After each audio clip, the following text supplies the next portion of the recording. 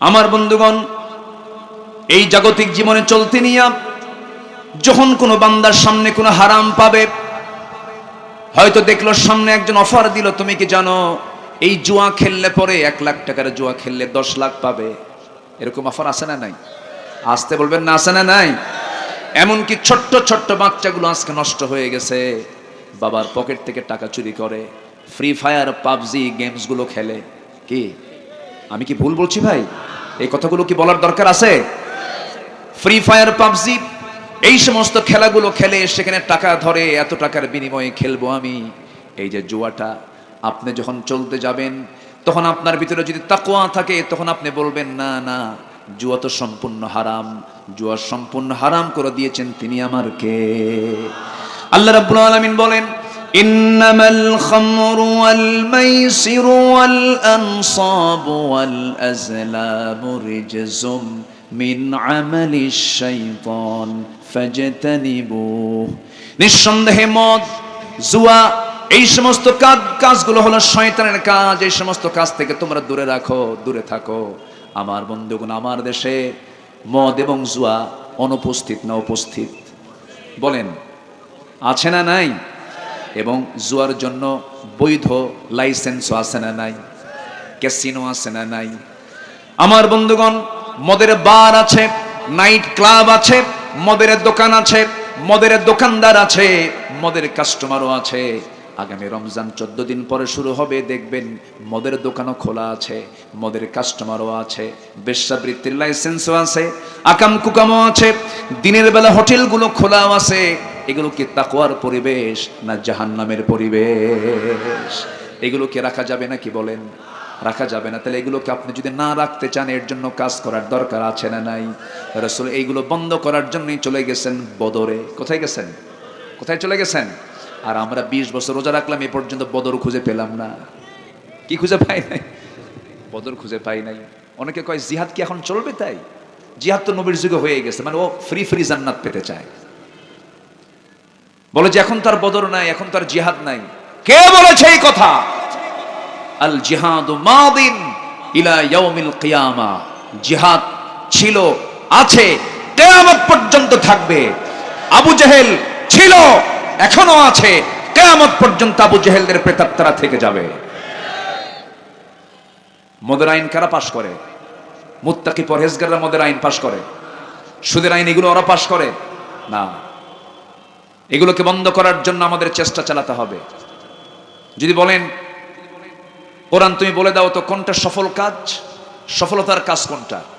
কোরআন বলে দিচ্ছে, ওয়ালতাকুম মিনকুম উম্মাতুন ইয়াদউনা ইলাল খায়রি ওয়া ইয়া'মুরুনা বিল মা'রুফি ওয়া ইয়ানহাউনা আনিল মুনকার ওয়া উলাইকা হুমুল মুফলিহুন। জোরে বলুন আল্লাহু আকবার।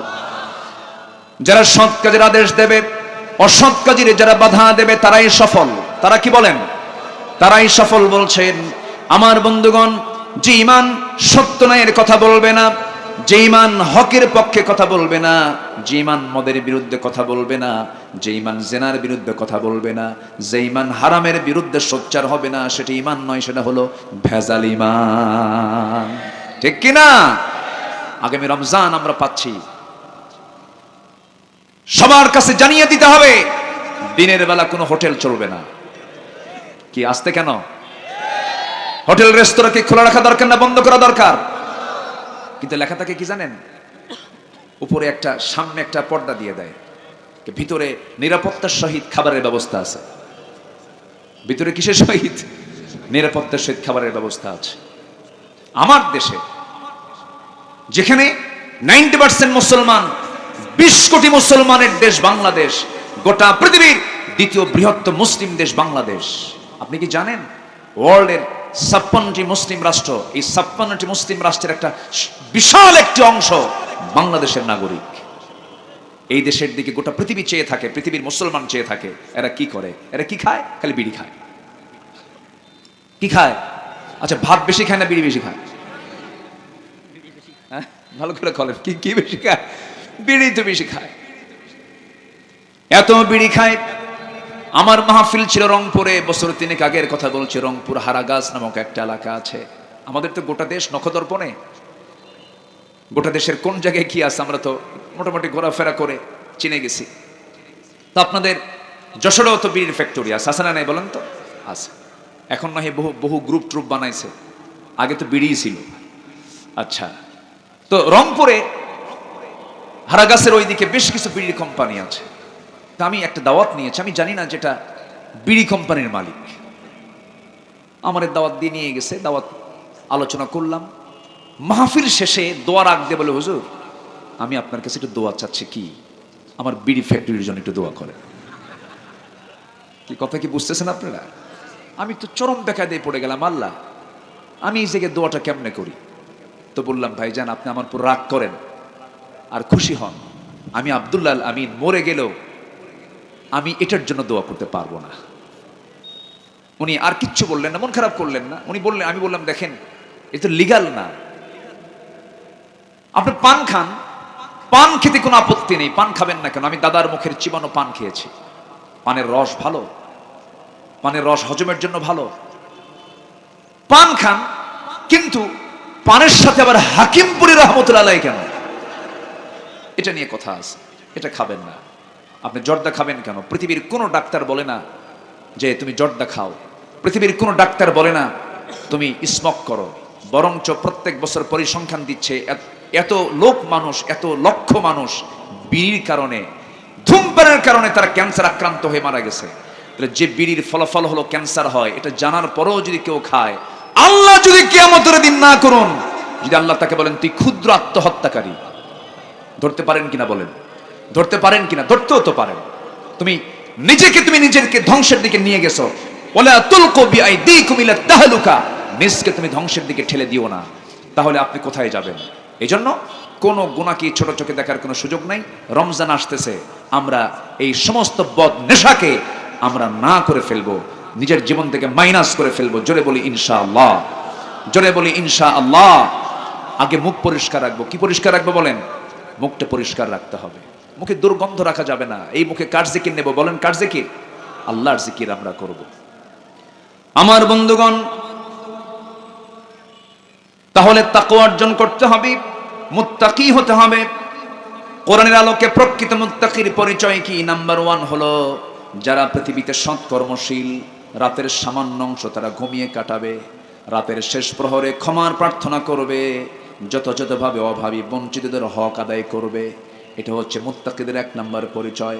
আল্লাহ রাব্বুল আলামিন সুন্দর করে বলছেন, ইন্নাল মুত্তাকিনা ফি জান্নাতিন ওয়া উয়ুন আখিদিনা মা আতাহুম রাব্বুহুম ইন্নাহুম কানু ক্বাবলা যালিকা মুহসিনিন কানু কালিলাম মিনাল লাইলি মা ইয়াহজাউন। জোরে বলুন আল্লাহু আকবার। وبالأسحار هم يستغفرون وفي أموالهم حق للسائل والمحروم। জোরে বলুন আল্লাহু আকবার। সূরাতুজ জারিয়াত আয়াত নম্বর 15 এবং 15 থেকে 19 পর্যন্ত আল্লাহ রাব্বুল আলামিন মুত্তাকিদের কিছু গুণ তুলে ধরলেন। এই গুণগুলো অর্জন করব আমরা। আমার বন্ধুগণ, রাত যখন গভীর হয়ে যাবে, ইমানদার তখন সে তার বিছনা তাকে পিঠের সাথে লাগাতে পারবে না, লাগাতে দেয় না, সে ছটফট করতে থাকে। কারণ আল্লাহ রাব্বুল আলামিন আরেক জায়গায় সূরা ফুরকানে বলছেন, ওয়াল্লাযীনা ইয়াবিতুনা লিরাব্বিহিম সুজদান ওয়া কিয়ামা ওয়াল্লাযীনা ইয়াকুলুনা রাব্বানা ইসরিফ আন্না আযাবা জাহান্নাম ইন্না আযাবাহা কানা গরামান ইন্নাহা সাআত মুস্তাকাররাও ওয়া মুকামা। আল্লাহু আকবার। বান্দা যখন রাত গভীর হয়ে যায়, ওই বান্দার ঘুম আর চোখে আসে না। কারণ আল্লাহ রাব্বুল আলামিন বলেন, আমার পছন্দের যারা বান্দা সারা দিন একভাবে পার করলেও রাতের বেলা একটু ঘুমালো, কিন্তু শেষ প্রহরে সেই বান্দা জেগে যায়, চোখের পানি ফেলে ফেলে কেঁদে কেঁদে আল্লাহর কাছে রোনাজারি করে বলে, আল্লাহ সারাদিন কত ভুল করে ফেলেছি, আল্লাহ তুমি আমাকে মাফ করে দাও। আপনার চোখের পানি যদি আমার আল্লাহর জন্য ফেলতে পারি, 1 ফোঁটা চোখের পানি আমাকে আপনাকে জান্নাতের দরজায় পৌঁছায় দেবে। জোরে বলি সুবহানাল্লাহ। আমরা কার ভয় করব? আসতে বলবেন না, কার ভয় করব? আল্লাহর ভয় করব। সাইয়েদনা ওসমান রাদিয়াল্লাহু তাআলা আনহু কবরের কাছে যখন যেতেন পাগলের মতো কাঁদতেন, কবর দেখলেই কেঁদে উঠতেন। বলা হলো, সাইয়েদনা ওসমান, কবর দেখলেই কাঁদো কেন? তুমি তো জান্নাতি, ওসমান ফিল জান্নাহ, ওসমান তো জান্নাতের অধিবাসী। সাইয়েদনা ওসমান বলতেন, বাইরে দুনিয়ার জীবনে কত বন্ধু বান্ধব খুঁজে পাই, এখানে পাই ওখানে পাই, সব জায়গায় বন্ধু বান্ধব পাই, কিন্তু কবর আলেমে বারজাখ এমন একটা জগতের নাম, সেখানে একটা বন্ধুর সংযোগ হবে না। এই জন্য কান্দি আমি, আমার তো কোনো বন্ধু এই জায়গায় নেই, এই জন্য আমি কবর দেখলে কান্দি। সাইয়েদনা আবু বকর সিদ্দিক রাদিয়াল্লাহু আনহু মাঝে মাঝে আফসোস করে বলতেন, আল্লাহ, আমি যদি মানুষ না হয়ে যদি পাখি হয়ে জন্মগ্রহণ করতাম, আমি যদি পাখি হয়ে দুনিয়াতে আসতাম, আমার কোনো হিসাব দেওয়া লাগতো না। আমি মানুষ হয়েছে, আমি কেমন করে জবাবটা দেব? আমার নবীর যখন ইন্তেকাল হচ্ছিল, নবীজির সর্বশেষ আয়াত যখন নবীর কাছে নাজিল হলো, আমার নবী বিদায় হজের ভাষণ দিচ্ছিলেন, এমন সময় একটা আয়াত নাজিল হলো, আল ইয়াউমা আকমালতু লাকুম দীনাকুম ওয়া আতমামতু আলাইকুম নি'মাতি ওয়া রাদিতু লাকুমুল ইসলাম দীনা। এই দিনের পরিপূর্ণতার আয়াত যখন নাজিল হলো, আল্লাহর সন্তুষ্টিমূলক আয়াত যখন নাজিল হলো, সাহাবায়ে কেরামের উপর আল্লাহ রাজি হয়ে গেছেন, সব সাহাবীরা আনন্দ উল্লাস করতেছেন। কিন্তু বয়োবৃদ্ধ জ্ঞানবৃদ্ধ অনেক গভীর চিন্তার মানুষ সাইয়েদনা আবু বকর, তার চোখের পানিতে গাল ভিজে যাচ্ছে, তিনি কাঁদতেছেন। বলা হলো, আবু বকর কান্দো কেন? আমাদের তো আনন্দের সংবাদ আল্লাহ দিয়েছেন, আমাদের প্রতি রাজি হয়ে গেছেন। তিনি বলছেন, শোনো, আমি কাঁদতেছি অন্য কিছুর জন্য নয়। কেন কান্দেন আপনি? কান্নার তো কারণ না। তিনি বলছেন, কান্নার হেতু হলো, যেহেতু দিন পরিপূর্ণ হয়ে গেছে, আমার নবীজি আর দুনিয়াতে বাঁচবেন না, এই জন্য নবীর প্রেমে আমি কান্দি। জোরে কোন সুবহানাল্লাহ। নবীজি মারা যাবেন, নবীজি থাকবেন না। এই ধরেন পিছনের বিল্ডিংটা হয়েছে মাদ্রাসার, এই স্থাপনা বিল্ডিংটা হলো, ইঞ্জিনিয়ার আসলো, ইঞ্জিনিয়ার যেদিন দেখবেন এই বিল্ডিং এর রংটা শেষ হয়ে গেছে, এরপরে কি ইঞ্জিনিয়ার এখানে আসার কি দরকার আছে নাকি? বলেন, নাই। এই দুনিয়াতে রাসূল এসেছেন দিনকে পরিপূর্ণ বাস্তবায়ন করার জন্য, প্রতিষ্ঠা করার জন্য। আয়াত যখন নাজিল হয়ে গেছে, সবার মুখে আনন্দ। আমার আবু বকর, রাসূলের প্রিয় সাহাবী সাইয়েদনা আবু বকর কাঁদতেছেন। কান্নার কারণ হলো, সব তো পরিপূর্ণ হয়ে গেল, আমার নবী আর দুনিয়াতে আর থাকবেন না, মরে যাবেন, আমি কি একা থাকবো কেমনে? আল্লাহু আকবার বলেন। আমার বন্ধুগণ, কি তাকওয়া তাদের মধ্যে ছিল, কি ফিলিংস তাদের মধ্যে ছিল, কি অনুভূতি তাদের মধ্যে ছিল, সব আমরা দুনিয়া থেকে বিদায় নিয়ে নেব। আমার বন্ধুগণ, আমার নবীজির চোখের সামনে হঠাৎ করে একদিন আম্মাজান খাদিজা বলছেন, ইয়া রাসূলুল্লাহি, আমার শরীরটা ভালো যাচ্ছে না, মনে হয় মরে যাব আমি, মনে হয় বাঁচবো না আমি মনে হয় দুনিয়া থেকে বিদায় নিয়ে নিচ্ছি। রাসূল বললেন, 3 দিন আগে আমার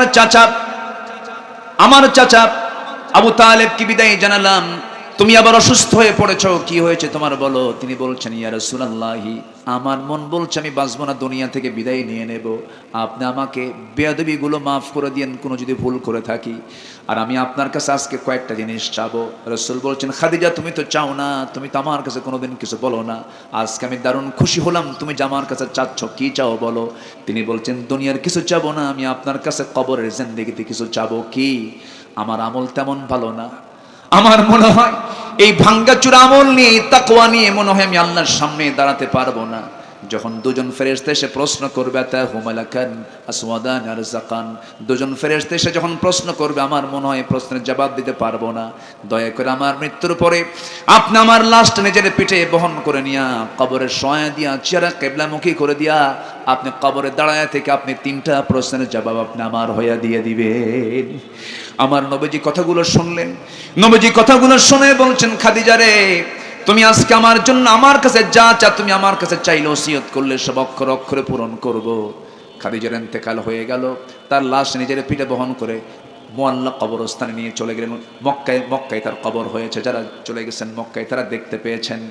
নবীজি মক্কার মাটিতে মুআল্লা কবরস্থানে নিয়ে চলে গেলেন, কবরের শোয়া দিয়া কবর থেকে উঠতে নিচ্ছেন, প্রশ্নের জবাব দেবার অপেক্ষা করছেন। আল্লাহ বলছেন, জিব্রাইলকে পাঠায়া দিয়ে বলছেন, জিবরিল আমিন বলছেন, ইয়া রাসূলুল্লাহি, খাদিজার 3টা প্রশ্নের জবাব দেবার জন্য আজকে আপনার কোনো প্রয়োজন নাই, আল্লাহ নিজেই যথেষ্ট হয়ে গেছেন।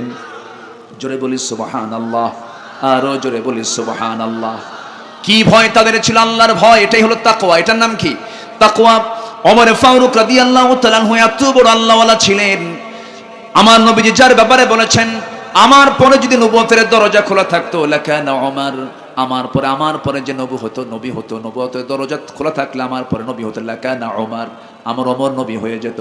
তার সামনে একদিন একজন সাহাবী অহংকারের একটা হাদিস বলছিলেন, মিসকাল হাববাতিন মিন কিবার, যে বান্দার মধ্যে যাররা পরিমাণ অহংকার থাকবে সে ব্যক্তি জান্নাত পাবে না। যাররা পরিমাণ অহংকার মানে যে অহংকার দেখা যায় না, এমন জাতীয় অহংকার যার মধ্যে থাকবে সে জান্নাতের গন্ধ পাবে না। এই কথা শোনা মাত্রই তিনি বসেছিলেন, বসা থেকে তিনি উঠে গিয়ে ধুলায় মলিন জমিনে তিনি লুটিয়ে পড়লেন। গা গোড়া দিচ্ছেন বারবার, গা গোড়া দিতে দিতে গোটা শরীর তার ধুলায় মলিন হয়ে গেছে। বলা হলো, ওমর এমন পাগলামি করতেছে কেন? তিনি বলছেন, শোনো, ওমর তো অহংকারী হয়ে গেছে, ওমরকে মানুষ বাদশা বলে, ওমরকে মানুষ রাজা বলে। এই অহংকার ছুটানোর জন্য আমার গায়ে আমি তুলা লাগাচ্ছি। এরপরে তিনি অসহায়ের মতো দুটো হাত তুলে আকাশের দিকে তাকায় তাকায় বলছেন, আকাশের মালিক আল্লাহ, আমার তো মন বলছে আমি তো জান্নাত পাবো না। এই গোটা দুনিয়াতে তুমি যত বান্দা সৃষ্টি করেছ, সব বান্দাকে তুমি যদি জান্নাত দিয়ে যদি একজন বান্দাকে জাহান্নাম দাও, আমার মনে হয় সে একজন বান্দা জাহান্নামী যে হবে তার নাম হলো ওমর। চিন্তা করে দেখেন, কি নিজেকে ছোট মনে করতেন তারা, এটার নাম তাকওয়া। ওমরে ফারুক রাদিয়াল্লাহু তাআলা আনহু তিনি একদিন রাষ্ট্রের মধু, কিসের মধু? রাষ্ট্র থেকে মধু পেয়েছেন, এক বোতল মধু পেয়েছেন। এক বোতল মধু নিয়ে তিনি চলে আসলেন বাড়িতে সেই এই বোতলের মধ্যে পাঁচটা বাড়ির মধু আছে, 5টা ভাগ তার সেই মধুর বোতলের মধ্যে 5টা ভাগ করতে হবে। বউকে বললেন, বউ আমার শোনো, এই যে মধুর বোতল তোমাকে দিলাম, সুন্দর করে 5টা ভাগে ভাগ করবা, একটা ভাগ আমরা নেব আর বাকি 4 ভাগ প্রতিবেশীর কাছে দিয়ে দিবা। সঙ্গে সঙ্গে তিনি হাতের মধ্যে বোতল নিলেন। 2-3 মিনিট যেতে না যেতে হঠাৎ করে বলছে, আমার স্ত্রী, মন খারাপ করো না, মধুভাগের দায়িত্ব আমি তোমাকে দেব না, মধুভাগের দায়িত্ব আমি তোমাকে না দিই আমি অন্যজনকে দিতে চাই। বলুন, কোন স্বামী যদি তার স্ত্রীর সঙ্গে এমন আচরণ করে, বলেন তো কিছু লাগার সম্ভাবনা আছে নাকি? আসতে বলে, এত আসতে বললেন, সবার বাড়ির বউকে রাবিয়া বসছে নাকি? মনে হয় কি গন্ডগোল করেই না নাকি? লাগবে কি না? লেগে যাবে। স্বামী স্ত্রীর মধ্যে লাগে না? লাগে তো, সবার মধ্যেই লাগে। লাগলে তো মোহাব্বত বেশি হয়, না লাগলে তো মোহাব্বত হবে না। কিন্তু আমাদের গুলো একটু বেশি করে হয়তোবা। কিন্তু সাহাবেকেরামদের স্ত্রীরা তো, সাহাবীদের স্ত্রী, তাদের একটা আলাদা যোগ্যতা আছে না? অবশ্যই তো আছে, তবে লাগবেই, এটা স্বাভাবিক। আমার নবীজির সামনে একদিন আম্মা জান আয়েশা সিদ্দিকা রাদিয়াল্লাহু আনহা তার আরেক স্ত্রীর ব্যাপারে বলছেন, সাফিয়া তো খাটো। আমার নবীর এক স্ত্রী ছিলেন সাফিয়া, বললেন যে ও তো খাটো। আমার নবীজি শুধু বললেন, তুমি যে কথাটা বললে, এই কথা যদি দরিয়ায় ছেড়ে দেওয়া হতো, লামাজাজাতহু, দরিয়ার সমস্ত পানি বিবর্ণ হয়ে যেত, গন্ধ হয়ে যেত। শুধু বলেছেন কি বলেছেন? খাটো। আমরা কি শুধু এতটুকু কই? আসতে কয়, শুধু কি আমরা এতটুকু কই? কত কি বলি। সামনে রমজান আসতেছে, সব ঠিকঠাক করে নেবে জিব্বা। জোরে বলি ইনশাআল্লাহ, জোরে বলি ইনশাআল্লাহ। শুধু বলেছেন কি বলেছেন? খাটো। রাসূল বলছেন, তোমার এই খাটো, এই কথা যদি দরিয়ায় ছেড়ে দেওয়া হয়, দরিয়ার পানি বিবর্ণ হয়ে যাবে। এত মারাত্মক একটা কথা যখন কোথাও আমরা ছেড়ে দেব, আগে ছাড়বো না আগে চিন্তা করব? বলেন, আগে ছাড়বো না চিন্তা করব? চিন্তা না করে যারা কথা ছাড়বে, আল্লাহ পাক তাদেরকে লাগাম টেনে ধরবেন। আল্লাযীনা হুম আনিল লাগযি মুরিদুন, ধরে ফেলবেন। আমার নবীজি খুব সাবধান থাকতেন গীবতের ব্যাপারে। আবার প্রশংসা যদি কেউ তার সামনে এসে করতে চেত, বলতেন, তুমি আমার সামনে প্রশংসা করো না। রাসূল বলেছেন, তোমার সামনে কেউ প্রশংসা করতে চাইলে তার মুখে মাটি মারো। কি মারো? মাটি মারো। অহংকার নিয়ে আসা যাবে না, গীবত নিয়ে আসা যাবে না। এগুলো নফসের রোগ। নফস, রূহ, কলব, লেজিসলেটিভ, অ্যাডমিনিস্ট্রেটিভ, ফেডারেটিভ, এগুলোকে কন্ট্রোল করতে হবে। যার হৃদয়টা কন্ট্রোল আছে, যার নফসটা কন্ট্রোল আছে, قد أفلح من تزكى وذكر اسم ربه فصلى। আল্লাহু আকবার বলেন। ওমর ফারুক বললেন, আমার বউ মন খারাপ করো না, আমি মধুর বোতলটা দিয়ে আমি তোমাকে ভাগ করাবো না। কিচ্ছু বললেন না, একটু মন খারাপ তো হবেই। মন খারাপ করলেন, কিন্তু কিছুই করার ছিল না। তিনি করলেন কি, মধুর বোতলটা নিয়ে আস্তে করে প্রতিবেশীর ঘরে চলে গেলেন। প্রতিবেশীকে বলছেন, আমার প্রতিবেশী এই দিকে আসো, এই বোতলটা ভাগ করো, 5টা ভাগ করো, 5টা ভাগে ভাগ করে নাও। আর 4 ভাগ তোমরা 4 প্রতিবেশী ভাগ করে নেবে। 5 ভাগে ভাগ করে 1 ভাগ তিনি নিয়ে এবার বাড়িতে ঢুকে বলছেন, আমার স্ত্রী, আমি তোমাকে দারুণ বিশ্বাস করি, আমি তোমাকে দারুণ মহব্বত করি, কিন্তু আমার স্ত্রী তুমি মনক্ষুণ্ণ হবে না। আমি তোমার হাত থেকে মধুভাগের দায়িত্ব না দিয়ে মধুর বোতলটা নেওয়ার উদ্দেশ্য হলো তুমি সমান ভাগই ভাগ করবে, ঠিক আছে, কিন্তু মধু তো তরল জিনিস। মধু কি জিনিস বলেন? মধু কি সংখ্যা না তরল? সংখ্যা সমান সমান হয়, তরলকে সহজে সমান করা যায়? সংখ্যা ধরেন ডিম 4টা, ওটা 4টা, ওটা 4টা, এটা হলো, কিন্তু তরল জিনিস তো সমান সহজে করা সম্ভব নয়। এবার তিনি বলছেন, আমার স্ত্রী আমি তোমাকেই ভাগ করতে দিতাম, কিন্তু পরক্ষণে চিন্তা করলাম এই মধু ভাগ করতে গিয়ে যদি এই মধুর বোতল থেকে যে মধু ভাগ করতে গেছো, তুমি মধু ভাগ করতে যাবে, তোমার হাতের মধ্যে 1 ফোঁটা 2 ফোঁটা অথবা 3 ফোঁটা মধু বেশি চলে আসুক, এটা চাই নাই, মনে করে মধুভাগের দায়িত্ব আমরা অন্যের কাঁধে দিয়েছি। জোরে বলে সুবহানাল্লাহ। এটার নাম কি বলেন? জোরে কোন, এটার নাম কি? আমার সাবজেক্ট ঠিক আছে কিনা বলেন? আমি কিন্তু আমার লাইনই আছি, আপনি আপনার লাইনে থাকেন, আমরা এই লাইনই শেষ করে দেব। জোরে বলি ইনশাআল্লাহ, আরো জোরে বলি ইনশাআল্লাহ। সম্মানিত ভাইয়েরা, আমার দিকে তাকান। নাম্বার 2 হলো কোরআনের আলোকে প্রকৃত মুত্তাকি কারা। নাম্বার 2, যারা আল্লাহকে না দেখে ভয় করে, বিনীত হৃদয়ে আল্লাহর নিকট উপস্থিত হয় এবং আল্লাহ অভিমুখে অনুতপ্ত হৃদয়ের অধিকারী হয় যারা। ওয়া উজলিফাতিল জান্নাতু লিল মুত্তাকিন গায়রা বাঈদিন হাযা মা তুআদুনা লিকুল্লি আওয়াবিন হাফিজ মান খাশিয়ার রহমান বিল গায়বি ওয়া জাআ বিকলবিন মুনীব। জোরে বলুন আল্লাহু আকবার। সূরা কফ 31 থেকে 33 আল্লাহ রাব্বুল আলামিন এখানে মুত্তাকির আরেকটা পরিচয় সুন্দর করে দিয়েছেন, যারা বিনীত হয়ে আল্লাহর কাছে উপস্থিত হয়ে আল্লাহর ভয় করে, আল্লাহকে না দেখে যারা আল্লাহর ভয় করে, এরা হচ্ছে প্রকৃত মুত্তাকি। নাম্বার 3 হলো আল্লাহ রাব্বুল আলামিন বলছেন কারা মুত্তাকি, যারা ঈমান আনয়নকারী, সালাত কায়েমকারী, যাকাত আদায়কারী।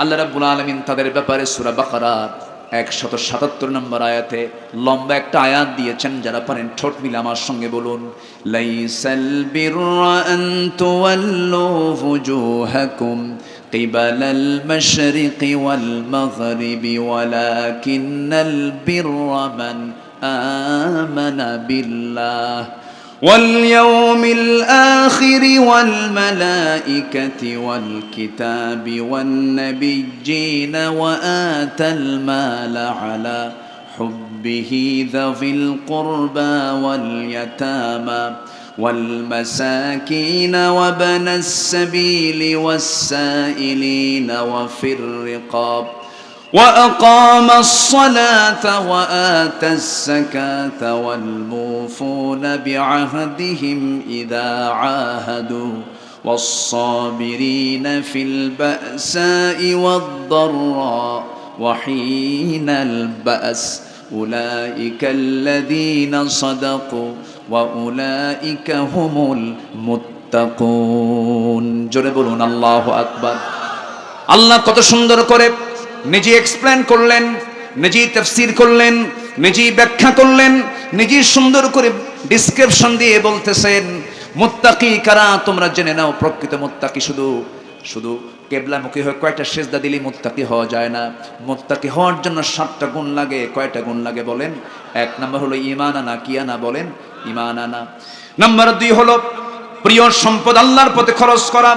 নাম্বার 3 হলো নামাজকে কায়েম করা। নাম্বার 4 হলো যাকাত আদায় করা। নাম্বার 5 হলো ওয়াদা ঠিক রাখা। নাম্বার 6 হলো ধৈর্য ধারণ করা বিপদে মুসিবতে। নাম্বার 7 হলো আল্লাহ রাব্বুল আলামিন বলছেন যত বিপদ আসুক না কোনো মুসিবতে তোমাকে বলতে হবে ইন্না লিল্লাহি ওয়া ইন্না ইলাইহি রাজিউন। এই গুণগুলো অর্জন করবে যারা আল্লাহ 2টা সার্টিফিকেট দিয়েছেন। 1 নাম্বার বলছেন এরাই হলো সত্যবাদী, এরাই হলো মুত্তাকি। জোরে কোন সুবহানাল্লাহ। আমার দেশে কি যাকাত আদায় হয়? আসতে বলে যাকাত আদায় হয়? যাকাতকে জরিমানা মনে করে এরকম পাবলিক আমার দেশে আছে না নাই? কি কয় জানেন? যে আল্লাহ কি গভর্নমেন্ট দিছে ট্যাক্স আর ওইদিকে আল্লাহ দিছে আরেক ট্যাক্স, এটা আরেক জরিমানা। যেরকম নাউজুবিল্লাহ। আমাকে 10 থেকে 15টা মিনিট একটু সময় দেন, আমি আমার সাবজেক্ট, আমার পয়েন্ট ভিত্তিক কথাগুলো আমি আস্তে আস্তে শেষ করে দেব। আমার দিকে তাকান। তাহলে আমরা জেনেছি ইতিপূর্বে রমজান মাস শুধু রোজার মাস না বদরের মাস? বলেন বলেন বলেন বলেন। রমজান মাস কি শুধু নামাজ রোজার মাস, না জিহাদের মাস? কিসের মাস বলেন? জিহাদের মাস। আমার নবীজি সাহাবায়ে কেরামকে নিয়ে শুধুমাত্র 16টা রোজা রেখেছেন। কয়টা রোজা রেখেছেন বলেন তো? 16টা। 16টা রোজা রাখার পর এমনি তো দেশ ছাড়া, আমার নবীর দেশ মদিনা না মক্কা? বলেন, আমার নবীর জন্মস্থান কোথায়? মদিনা না মক্কা? মক্কা। মক্কা ছেড়ে রাসূল কোথায় চলে গেছেন? মদিনায়। মদিনায় একটা মানুষ যখন দেশ ছাড়া হয় তখন কি বাড়ি নিয়ে যায় সাথে? কিছু নিতে পারে? হাড়ি পাতিল কোনো কিছুই না, শূন্য হাতে কেবলই তিনি মক্কা থেকে মদিনায় গেছেন। মদিনায় যাওয়া মাত্রই আমার নবীজি 1 বছর যেতে না যেতেই যুদ্ধের ডাক পড়ে গেল। আমার নবীজির কানে আসলো আবু জেহেল। কে বলেন তো? কি নাম বলেন? আবু জেহেলের বাড়ি চেনেন সবাই? কোথায় বাড়ি বলেন? কোথায়? মক্কা। এখন তার বাড়ি কি হয়ে আছে বলেন? International toilet.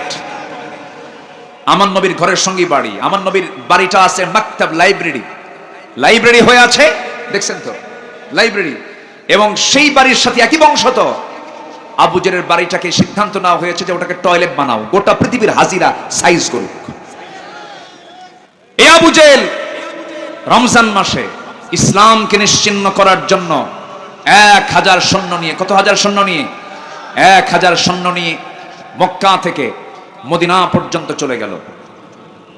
মদিনার অদূর বদর প্রান্তর পর্যন্ত যখনই পৌঁছে গেছে, লোহিত সাগরের পাশ দিয়ে ঘেসে গেছে, ইতিহাস বলে 1000 সৈন্যের কাছেই ছিল ঘোড়া, অস্ত্রে শস্ত্রে সজ্জিত, সমরাস্ত্রে সজ্জিত আবু জেহেল বদর প্রান্তরে যাওয়া মাত্র আমার নবীর কানে সংবাদ চলে গেল। রাসূল বললেন, সাহাবীরা, আমরা এমনি না খাওয়া কেবলই আসলাম মক্কা থেকে, তোমরা তো এমনি কষ্টে আছো, আমি তোমাদের নিয়ে একটু শঙ্কিত আছি, তোমরা কি পারবে এই সমরাস্ত্রে সজ্জিত অসম আবু জেহেলের বিরুদ্ধে তোমরা কি গর্জে উঠতে পারবে, জিহাদ করতে পারবে? সামনে উপস্থিত কয়েকশো সাহাবী দাঁড়ায় বললেন, ইয়া রাসূলুল্লাহ, গায়ের শক্তি নাই, ঈমানের শক্তি আছে। আল্লাহু আকবার বলেন। এটার নাম তাকওয়া। এটার নাম কি? তাকওয়া। আমার নবীজি খুব খুশি হলেন। এক সাহাবীকে দেখে কাঁদলেন, বলেন, আব্দুর রহমান, তোমার তো প্রচুর টাকা ছিল মক্কায়, তুমি হাজার হাজার কোটি টাকার মালিক, তোমার বউ নাই, তোমার সন্তানও নাই, ব্যবসাও চলে গেছে, তুমি শূন্য হাতে এখানে বসে আছো, তোমার কি কষ্ট হচ্ছে না? একটা মুস্কি হাসি মেরে আব্দুর রহমান ইবনে আওফ বললেন, ইয়া রাসূলুল্লাহ, বউ হারাইছি, ছেলে মেয়ে হারাইছি, ব্যবসা হারাইছি, তো কি হয়েছে? আমি আপনাকে পেয়েছি। আমি রাসূল, আমি আপনাকে পেয়েছি, আমি আল্লাহকে পেয়েছি, আমার কিচ্ছু দরকার নাই। এটার নাম তাকওয়া। রাসূল বললেন, আব্দুর রহমান, তুমি কি যুদ্ধে যাবে? হুজুর, শুধু যুদ্ধেই যাব না, আপনি দোয়া করেন আমি যেন যুদ্ধে গিয়ে শহীদ হয়ে যাই। বদর যুদ্ধের দিন আমার নবীজি সকালবেলা রোজাদার, সবাই রোজা আছে, না খায়া রোজা। কি খায়া রোজা? না খায়া, শুধু যৎকিঞ্চিত 2-3টা খেজুর খেয়েছেন আর পানি পান করেছেন। আমার নবীজি সাহাবায়ে কেরামকে নিয়ে শুকনা শুকনা দেহ, ওই শিবা আবু তালেবে বয়কটা থেকে সব রোগাক্রান্ত হয়ে পড়েছেন, পেটগুলো শুকে শুকে গেছে, জীর্ণ শীর্ণ চেহারা। এই সাহাবীগুলোকে রাসূল সামনে নিয়ে বললেন, কারা কারা যুদ্ধে যাবে? ঘোড়া নাই, তরবারি নাই, কয়েকজনের হাতে ঘোড়া দিলেন, সব পায়ে হেঁটে হেঁটে 80 মাইল তারা তো চলে গেছে বদর প্রান্তরের দিকে। এই দিকে ছোট্ট 2টা বাচ্চা, মদিনার আফরার ছেলে 2 জন নবীর সামনে দাঁড় হয়ে বলে, ইয়া রাসূলুল্লাহ, শুনলাম যোদ্ধার নাকি সংকট হয়েছে, যদি আমাদেরকে পারমিশন দিতেন আমরা 2 জন মিলে আপনার সঙ্গে যুদ্ধে চলে যেতাম। রাসূল বললেন, না রে না, আমি তোমাদেরকে পারমিশন দেব না, কারণ তোমাদের ফিটনেস নাই, বয়স নাই, তরবারি ধরার শক্তি নাই, আমি তোমাদেরকে পারবো না অনুমতি দিতে। বড়জন বলতেছে, হুজুর, অন্তত আপনি একজনকে পারমিশন দিয়ে দেন, আরেকজনকে আপনি দিয়েন না, আমি অন্তত ওর বড় ভাই আছি। ছোটজন বলে, হুজুর, ও শুধু লম্বাই বড়, গায়ের শক্তি আমার বেশি, মারামারি লাগায় দেন। আমার নবীজি মুস্কি মুস্কি হাসি মারলেন, অনুমতি দিলেন। ছোটজন বড়জনকে নিচের দিকে ফেলে দিয়া নবীর সামনে তাকায় থেকে বলতেছে, হুজুর দেখেন, ও আমার চাইতে বয়সে বড়, কিন্তু আমি ওর বুকের উপর উঠে বসে আছি, আমি ওর চাইতে শক্তিতে বেশি আছি। রাসূল টের পেলেন। আমার নবীজি 2 জনকে পারমিশন দিয়ে দিলেন। 2 জনকে বগলের নিচে রেখে আকাশের দিকে তাকায় বলছেন, আকাশের মালিক আল্লাহ, আমি আজকে এই 2টা বাচ্চার, এই মদিনার 2টা ছোট্ট শিশুর যদিও বয়স নাই, কিন্তু তাদের তাকওয়া দেখে আমি পারমিশন দিতে বাধ্য হলাম।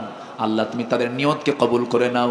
দুজন সহ 313 জন হলো, 313 জন হলো। 313 জন কিনে আমার রাসূল শিশু ইসলামকে বিজয়ী করার জন্য রমজান মাসে সব রোজা আছে। বললেন সাহাবীরা, ফাইদ্দাতুম মিন আইয়ামিন উখার, অন্য সময় আমরা রোজা রাখতে পারবো, আজকে রোজাটা তোমরা ভেঙে ফেলে দাও।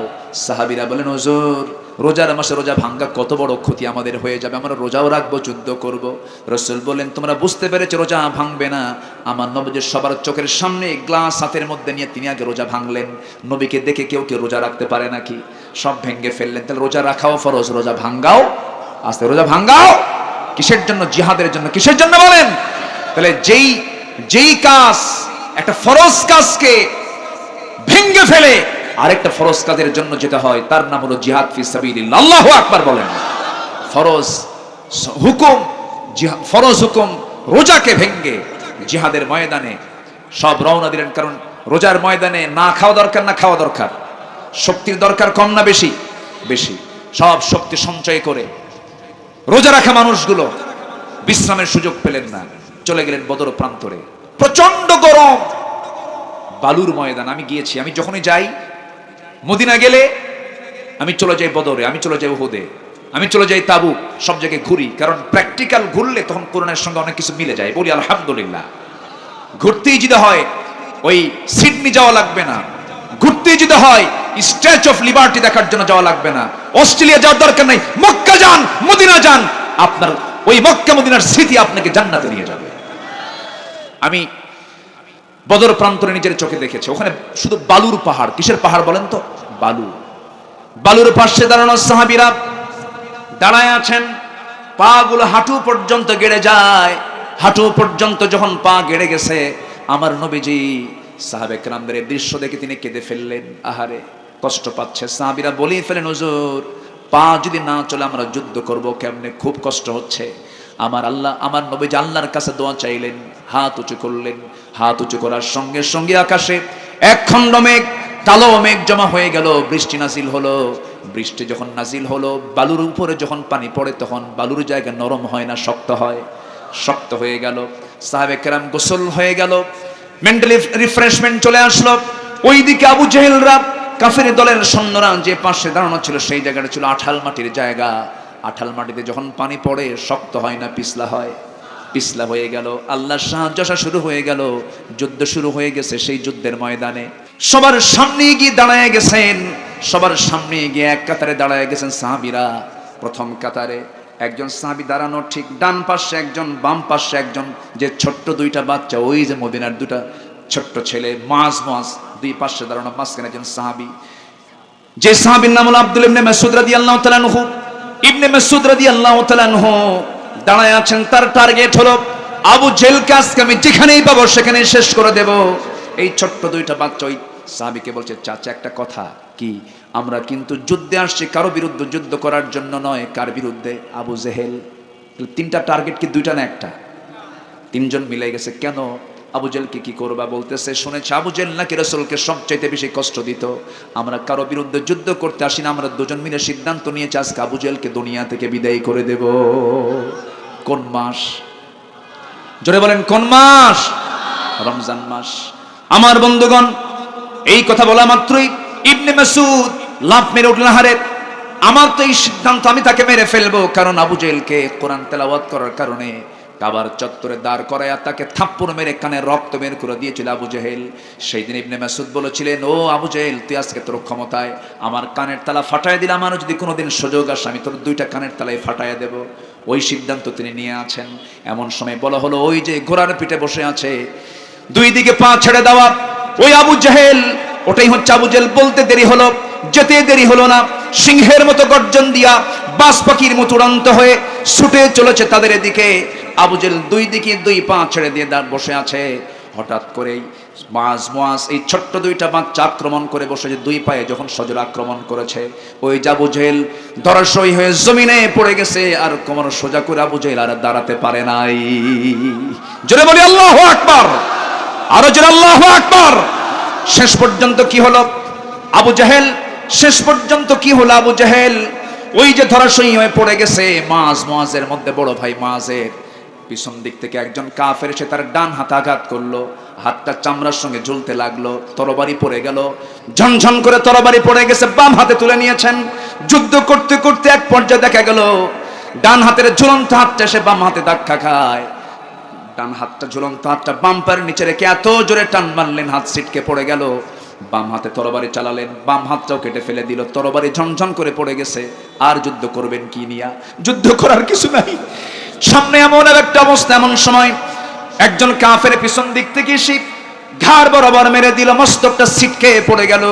গোটা দুনিয়াবাসীকে বুঝায় দিলেন, ও দুনিয়ার মুসলমান, আল্লাহর জমিনে দিন কায়েমের জন্য তাকওয়ার গুণ অর্জন করে রমজান মাসে দিন কায়েমের জন্য এমন করে জীবন দিতে হয়। জোরে বলি সুবহানাল্লাহ।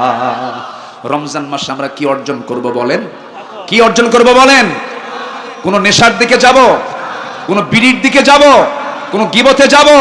কোন জেনার কাছে যাব? কোন সুদের কাছে যাব? যে রোজা আপনাকে এগুলো থেকে বাঁচায় না, ওটা রোজা নয়, শুধু না খেয়ে থাকা। বলেছেন মুহাম্মদ সাল্লাল্লাহু।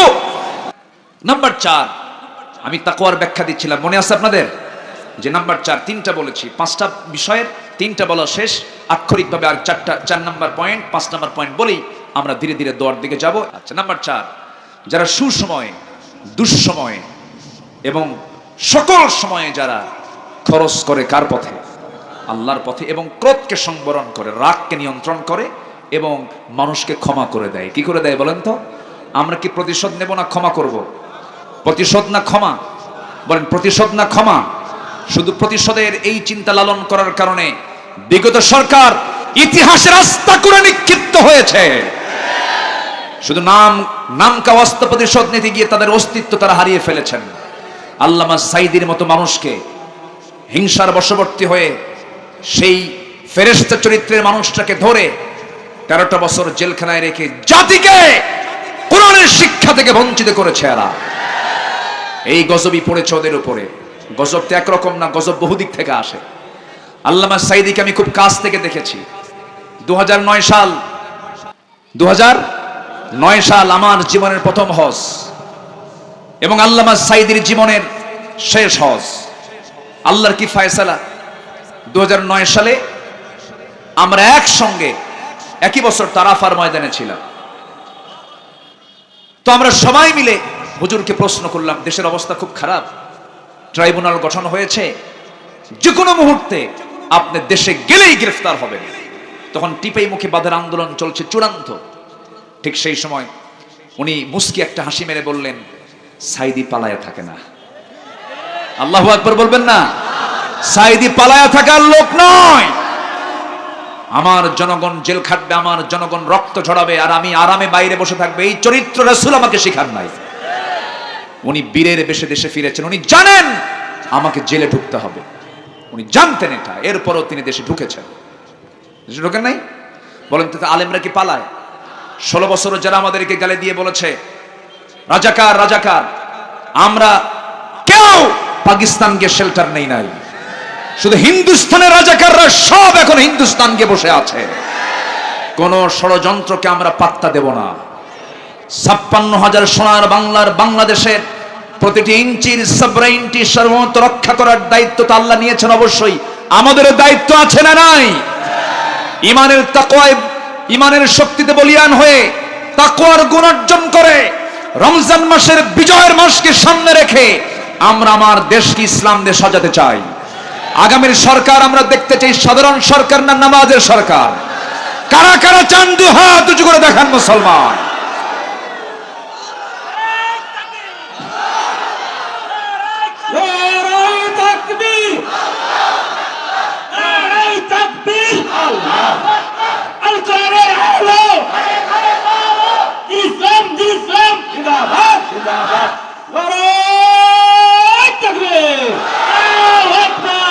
আল্লাহ কবুল করুন, জোরে বলে আমিন। আমার এই আহ্বানে কি কষ্ট পেলেন? কষ্ট তারাই পাবে যারা নামাজ চায় না, কষ্ট তারাই পাবে যারা সুদ বন্ধ হোক তারা চায় না, কষ্ট তারাই পাবে যারা জেনা বন্ধ হোক তারা যারা চায় না, তারাই কষ্ট পাবে যারা আল্লাহর দিন জমিনে চায় না, তারাই কষ্ট পাবে। ইমানদার কষ্ট পেতে পারে না। আল্লাহ পাক সুন্দর করে বলছেন, আল্লাহ রাব্বুল আলামিন বলেন الذين ينفقون في السراء والضراء والكاظمين الغيظ والعافين عن الناس والله يحب المحسنين জোরে বলুন আল্লাহু আকবার আরেক জায়গায় বলছেন আও যালামু আনফুসাহুম যাকারুল্লাহা ফাস্তাগফিরু লিযুনুবিহিম ওয়া মান ইয়াগফিরুয যুনুবা ইল্লাল্লাহ ওয়া লাম ইউসিররু আলা মা ফাআলু ওয়া হুম ইয়ালামুন জোরে বলুন আল্লাহু আকবার সূরা আলে ইমরান 133 135 মহান রব্বুল আলামিন বলছেন তোমরা জান্নাতের দিকে দৌড় মারো যারা আল্লাহর পথে খরচ করবে গোপনে প্রকাশ্যে এবং ক্রোধকে সংবরণ করবে মানুষকে মাফ করে দেবে এই সমস্ত মুহসিন বান্দাদের আল্লাহ দারুণ ভালোবাসেন এই জন্য আমার বন্ধুগণ আজকের মাহফিলে যারা এসেছি মুত্তাকি হওয়ার জন্য নামাজ পড়ার দরকার আছে না নাই আমার পরিবারে নামাজ পড়ার দরকার আছে না নাই 5 ওয়াক্ত নামাজ পড়বেন কারা কারা একটু হাত তুলে দেখান তো দেখি জোরে বলি ইয়া আল্লাহ আর জোরে বলি ইয়া আল্লাহ আমাদেরকে 5 ওয়াক্ত সালাত আদায় করার তৌফিক তুমি আল্লাহ দিয়ে দাও জোরে বলি আমিন আরো জোরে আমিন হাত নামান